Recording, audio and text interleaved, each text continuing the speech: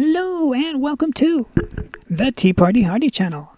We are glad to have you here. Thanks for stopping by. Okay, so let's see what's going on. The rank-and-file Democrats revolt against Pelosi over resolution to condemn anti-Semitism. Let's see, what do they have to say about that? House Speaker Nancy Pelosi was taken aback this week by the growing dissent and anger among rank-and-file Democrats over a possible resolution to formally condemn anti-Semitism. A Democratic source told Fox News on Wednesday, highlighting Pelosi's tenuous grip on control over the House and underscoring of growing power of the party's nascent far-left progressive wing. So, the resolution originated after freshman Representative Ilhan Omar of Minnesota, for at least the second time in recent months, ignited an uproar for echoing tropes critics have deemed anti-Semitic. It's not just Ilhan Omar that's given her a headache. It's also pretty much the whole party. Look at this. Pelosi reportedly walked out of a meeting Wednesday with rank-and-file members, setting down her microphone and telling attendees, well, if you're not going to listen to me, I'm done talking. The apparent tensions come as freshman Democratic Representative Rashida Tlaib, famous for calling the president a MFer, who herself has been accused of recent anti-Semitic comments, also clashed with party leaders on Wednesday after joining protesters to say she'd introduce a resolution this month urging the Judiciary Committee to move forward with impeaching proceedings against President Trump. Pelosi has consistently resisted calls to impeach Trump, calling such a move premature. Okay, so that's that story covering the issue. And then we come over here and we see Democratic leaders slam the brakes on Omar rebuke and blame Trump for the bigotry instead. And on this one it says, House Democratic leaders, after delaying a vote on a resolution condemning anti-Semitism, are trying to steer discussion away from the controversial comments by Democratic Representative Ilhan Omar that started the debate and instead focus on the rise in hate in the United States and President Trump's role. Asked by reporters Wednesday about the resolution and whether Omar should lose her seat on the House Foreign Affairs Committee because of repeated comments viewed as anti-Semitic, Representative Hakeem Jeffries, the chairman of the House Democratic Caucus, pivoted to Trump. Anyone surprised by this?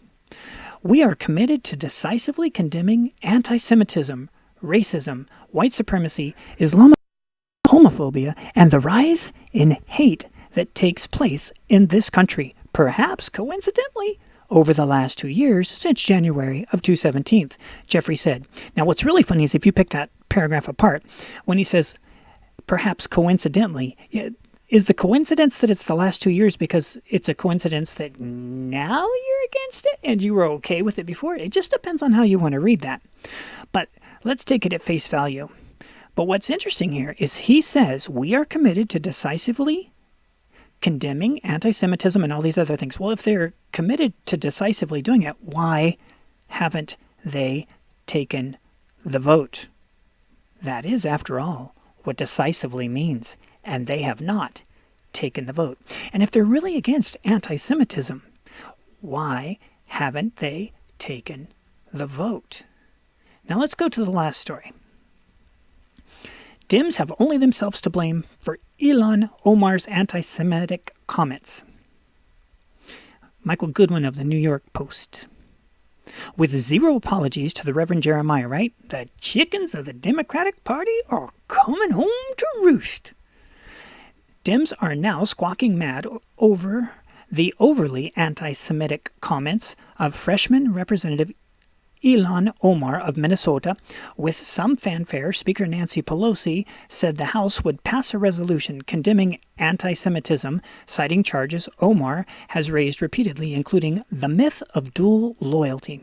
Unfortunately, Omar's colleagues are not mad enough to name the very person whose conduct they are denouncing, nor, as it turned out, did they have the votes even to do that.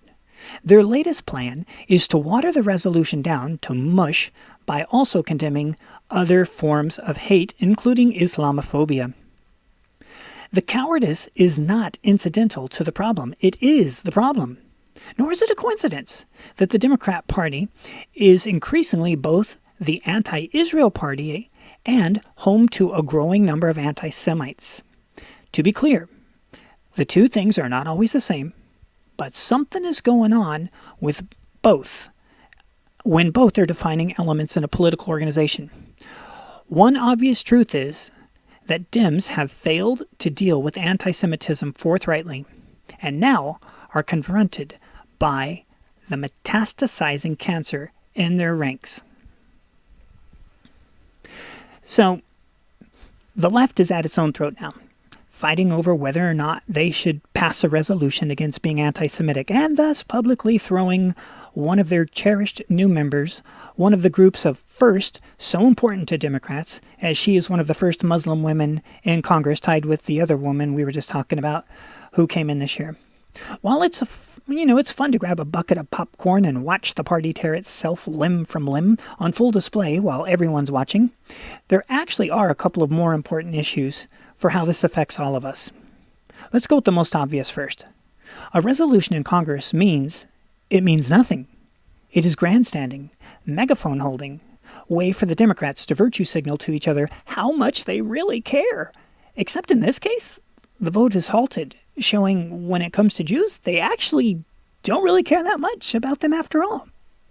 Now, if you are Jewish or take interest in them, this directly affects you. If you don't, it's an issue of arguably no harm, no foul. But where it touches all of us is that the longer they spend on this do-nothing resolution, the longer they are not actually doing what they're paid, and paid a lot, to do, which is govern. Now, if you think Democrats hold the solution to your problems, well, they aren't getting to a single one of them right now while they are having this inbred catfight against each other. And if you think the government time should be spent doing something real, you too are being cheated. The only people who can witness this with glee are those who think the less government gets done, the better off we all are. Now, there is another factor that's being displayed by all this infighting. Many people like to compare what's happening now to what was happening when the Tea Party was born, and how they fought against established old-timer Republicans. The only overlap between the two situations is the infighting, because the motivations could not have been more different in how it affected Americans. The Tea Party fights were against their own in the Republican Party, while their enemies were the Republicans who were yielding with the Democrats.